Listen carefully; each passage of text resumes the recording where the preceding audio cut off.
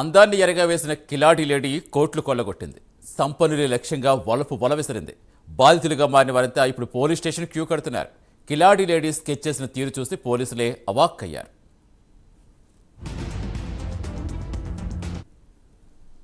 ఈమె పేరు Joy Jemimah. చూసేందుకు అందంగా కనిపిస్తుంది. మాయ మాటలతో ముంచేస్తుంది. మాటలతో సన్నిహితంగా దగ్గరికి తీసుకుని మత్తుమందిస్తుంది. చనువుగా ఉన్నప్పుడు ఫోటోలు వీడియోలు తీసి బ్లాక్మెయిల్కి పాల్పడుతుంది. లక్షలు వసూలు చేస్తుంది. ఇలా ఎందరో సంపన్న కుటుంబీకులు ఈ మాయలేడి వలలో చిక్కుకుని విలవెల్లాడుతున్నారు.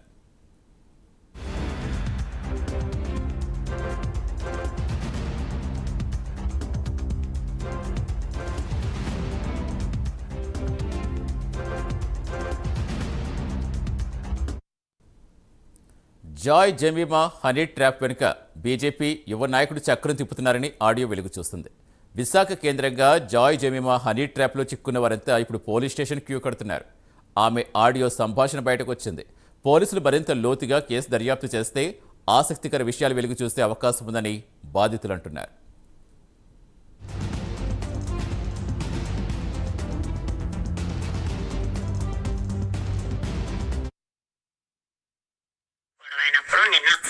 గొడవైనప్పుడు వాళ్ళు చక్కగా జిరాక్స్ కాపీలు ఎవరికి సిపికి తెలుసు, నాకు చెప్పాడు కదా కమిషనర్ లెటర్ ఉందని. కమిషనర్ ఒక విషయం చెప్తాను, ఇది ఫ్యామిలీ మ్యారిటల్ విషయం కాబట్టి this is not crime or this is not offensive matter కాబట్టి we can go to even more higher contacts. ఇప్పుడు మనం బాధ్యత కానీ దామన్ గానీ ఇన్వాల్వ్ అయ్యారంటే మొత్తం ఐజాక్ గడికి ఆడు ఉండదు, ఆడు షాప్ ఉండదు, ఏది ఉండదు. అంతవరకు చేసే సత్తా మనకు ఉంది. కాకపోతే ఇది ఫ్యామిలీ మ్యాటర్. నేనైనా సరే అంతే. నేను వచ్చి ఒక విషయం చెప్తే చీటింగ్ ఫ్యామిలీ ఏదైనా రిలేషన్షిప్ సెగ్మెంట్ లో ఉన్న మ్యాటర్ కాదు. ఇది సైడ్ సెటిల్మెంట్ లేదు, మర్డర్ కేసు కాదు కదా. ఏదో కొట్టుకున్నారని 9 కేసులు కావు కదా ఇది. ఇప్పుడు నేను వచ్చి డైరెక్ట్ గా వాళ్ళ నిలబడిపోయి నేను ఇప్పుడు సపోర్ట్ ఇద్దాం అన్నా సరే సింపుల్ గా ఓకే నీకు నాకు ఎఫ్ఐఆర్ ఉంది కాబట్టి ఇప్పుడు నేను సపోర్ట్ ఇస్తున్నానని చెప్పేసి ఇప్పుడు అవినాష్ గాడ అన్నట్టుగా మాట్లాడుతుంది. నీకు చెప్తున్నా అదే. ఇప్పుడు బేసిక్ ఏంటంటే మనం అంత ఫస్ట్ ఆఫ్ ఆల్ స్కోప్ ఇవ్వకూడదు. ఫస్ట్ ఆఫ్ ఆల్ మనం అంత స్కోప్ ఇవ్వకుండా క్లోజ్ ఇచ్చేయాలంటే సింపుల్ గా వాడు సిపి దగ్గరికి వెళ్ళాడు కాబట్టి నువ్వు సిపి దగ్గర లెటర్ పెట్టి ఇప్పుడు రేపు పొద్దున్నాడు వచ్చి సిఏ వచ్చి సిపి దగ్గర నుంచి నేను ఆల్రెడీ లెటర్ పెట్టుకున్నానని చెప్పి అంటే నేను పెట్టాను. సరే నువ్వు వెళ్తావు నేనే వెళ్తాను. నువ్వు కోర్టుకి వెళ్తావా సరే కోర్టుకి వెళ్ళిన తర్వాత నేను నిన్నైతే వదలను. అలా ఉండాలి నీ వర్షన్. నువ్వు కోర్టుకి నువ్వు సింపుల్ గా 41 CRPC తీసుకొని నువ్వు బయటకు వెళ్ళిపోతాను అనుకుంటున్నా నేను నిన్ను వదలను.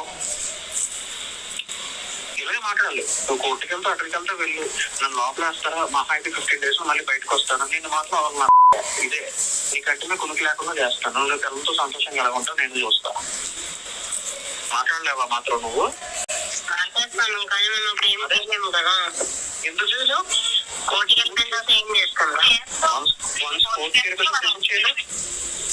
ఎందుకు చేయలేదు? మరి సెటిల్మెంట్ అందరూ అడగవుతున్నాయి బయట, కోర్టుకి వెళ్ళిపోతే ఆగిపోతున్నాయి ఏంటి?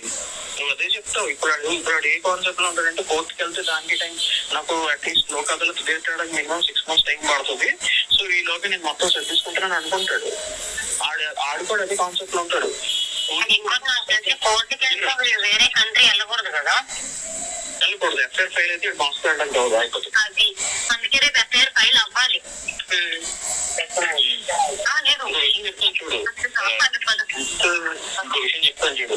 ఇది బేసిక్ గా మోస్కో అయిపోద్ది. నెక్స్ట్ ఇంకోటి ఏంటంటే కొంతమంది సజెషన్ అలాగేస్తారంటే సరే ఇప్పుడు కాకపోతే ఇంకో టైంలో మోస్కో వెళ్తాము.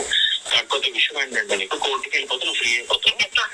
కోర్టులో జడ్జిలు కొనేద్దాం అది కొనేద్దాం అంటారు. మనం కూడా జడ్జిలు కొనేస్తాం కదా, ఇష్యూ ఏం కాదు. ఓకేనా? ఆ విషయం పక్కన పెడితే మనం మాట్లాడాల్సినది ఏంటంటే కోర్టుకి వెళ్ళిపోతే నువ్వు ఫ్రీ అయిపోతావు అనుకో. నీ కంటిని కొనుక్కు లేకుండా చేసే బాధ్యత నాది. నేను ఎంతవరకైనా వెళ్తాను. నువ్వు మహా అయితే మళ్ళీ నన్ను ఇంకో కేసు పెట్టి జైలు వేస్తావు. 15 రోజుల్లో మళ్ళీ బయటకు వస్తాను చేస్తాను. ఇంకే ఇలా భయపెట్టాలండి. అది అర్థమైందా నీకు? స్కూల్ పక్కన ఒక నెట్ వస్తుంది. అది ఆ నెట్ లో మీకోసం ఆగాము. అర్థమైందా? చెప్పాలి.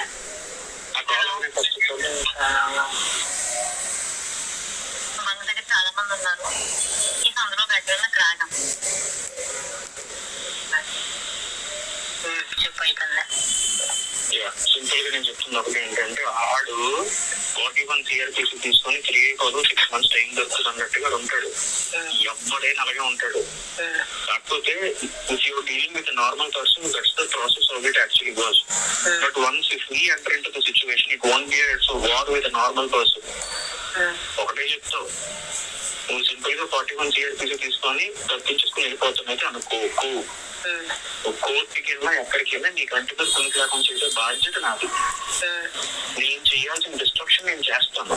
మహా అయితే నా మీద నువ్వు కేసు పెడతావు, జైలు వేస్తారు, మళ్ళీ 15 రోజులు బయటకు వచ్చేస్తాను. నీకు ఎలాగైతే బెయిల్ ఇచ్చారో నాకు కూడా అలాగే బెయిల్ ఇస్తారు. నీకు మాత్రం దొంగ తెచ్చుకోవడం ఇది నీ వెర్షన్.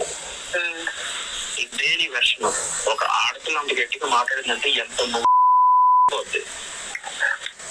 సొసైటీలో ఉన్నాడు, దీంట్లో ఉంది. విను విను, ఇలాంటి వాళ్ళు పరువు కోసం ప్రాణాలని పెట్టించే టైప్ కొట్టాలి కరెక్ట్ గా. నీకు లోపల ఎంత భయం ఉన్నా ఏదన్నా సరే బయట చూపించద్దు. ఇలాగే మాట్లాడు. నువ్వు కోర్టుకి వెళ్తే తప్పించుకుంటాను అనుకో, నేను మాత్రం నేను వదలను. ఎస్, విశాఖ హనీ ట్రాప్ కేసులో ఒక్కొక్కరుగా బాధితులంతా బయటకు వస్తున్నారు. ఇప్పటికే చాలామంది పోలీస్ స్టేషన్ క్యూ కట్టారు. తాజాగా వెలుగు చూసిన ఆడియో సంచలనం రేపుతోంది. పూర్తి సమాచారం ఇచ్చేందుకు విశాఖ నుంచి మా కరెస్పాండెంట్ నాయుడు జాయిన్ అవుతున్నారు. అసలు నాయుడు, ఏం జరుగుతోంది? చాలా కొన్నాళ్ళుగా ఈ హనీ ట్రాప్ కేసు వెనుక చాలామంది బాధితులు బయటకు వచ్చారు. యాక్షన్ ఎందుకు తీసుకోవట్లేదు? అసలు యాక్షన్ తీసుకున్నారా? ఇంకా ప్రస్తుతం ఇంకా ఇప్పుడు ఈ తాజా ఆడియో ఎలా చూడాలి? ఇంకా ఎవరెవరున్నారు బాధితులు? ఎంతమంది ఉన్నారు అనుకోవాలి? Thank you Satish.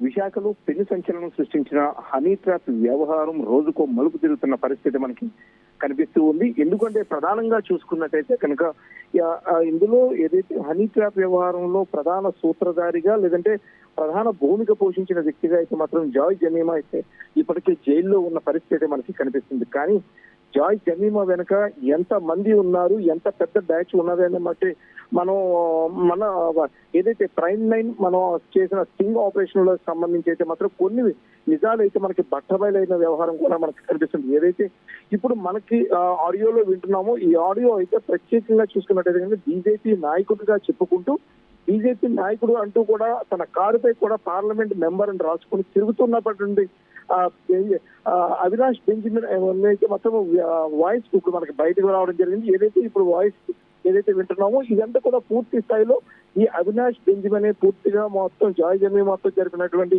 ఈ సంభాషణ అయితే విన్న తర్వాత అయితే మాత్రం పూర్తి అంటే ఒక విధంగా చెప్పుకున్నట్టయితే కనుక ఇది చాలా చిన్నదే చేశాను అనుకున్నటువంటి విశాఖ పోలీసులకైతే కనుక మతి పోగొట్టే విధంగా కూడా మనకు తెలుస్తుంది. ప్రధానంగా చూసినట్టయితే జాయ్ జమీమా ఫోన్లు ఏవైతే సీజ్ చేశారో ల్యాప్టాప్ కావచ్చు, వీటిలో అయితే ఇటువంటి సంభాషణలు అయితే చాలా కోకొలలు కూడా ఉన్నాయంటూ కూడా మనకి తెలియవచ్చింది. అదేవిధంగా చూసుకుంటే ఒక 2-3 రోజుల క్రితం కూడా మనకి మన ప్రైమ్ లైన్ చేసినటువంటి స్టింగ్ ఆపరేషన్ లో ఒక ఆడియన్ కూడా మనం వెలుగు చూసిన పరిస్థితి అయితే కూడా కనిపిస్తుంది. అందులో అయితే తను ఏకంగా ఎవరినైనా సరే అమ్మాయిలను ముగ్గులో దించి అమ్మాయిలను సప్లై చేస్తే కనుక నీకెంత నాకెంత అన్నట్టుగా పచ్చిగా మాట్లాడుతున్న వ్యవహారం కూడా మనకి బయటకు వచ్చిన పరిస్థితి.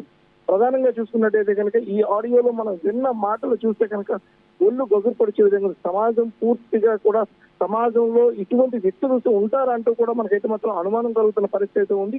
చివరిగా ఏదైతే పోలీస్ కేసులు కాదు ఎవరైతే పెద్ద మనుషులు ఉన్నారో వీళ్ళందరూ కూడా పరువు కోసం ప్రాణాలు ఇస్తారు తప్ప డబ్బును అయితే మాత్రం అవలేలుగా ఇస్తారంటూ కూడా క్లియర్ గా చెప్తున్న పరిస్థితి మనకి కనిపిస్తుంది. అంటే కేవలం డబ్బు కోసమే ఇటువంటి వ్యవహారాలన్నీ కూడా చేస్తున్నారు. అదే విధంగా ఇవి తప్పించుకునేందుకు ఒక పార్టీనికి వెన్నుదన్నుగా ఉండడం, అదే విధంగా చూసుకున్నట్టు పార్టీలో ఉన్న పెద్దలతో దిగిన ఫోటోలను అయితే మాత్రం వాళ్ళు ఆ మొబైల్స్ లో కావచ్చు లేదంటే వాళ్ళ సోషల్ నెట్వర్క్ లో కూడా పెట్టుకుంటూ కూడా అందరికీ కూడా చూపిస్తున్న విధానం కూడా మనకి కనిపిస్తుంది.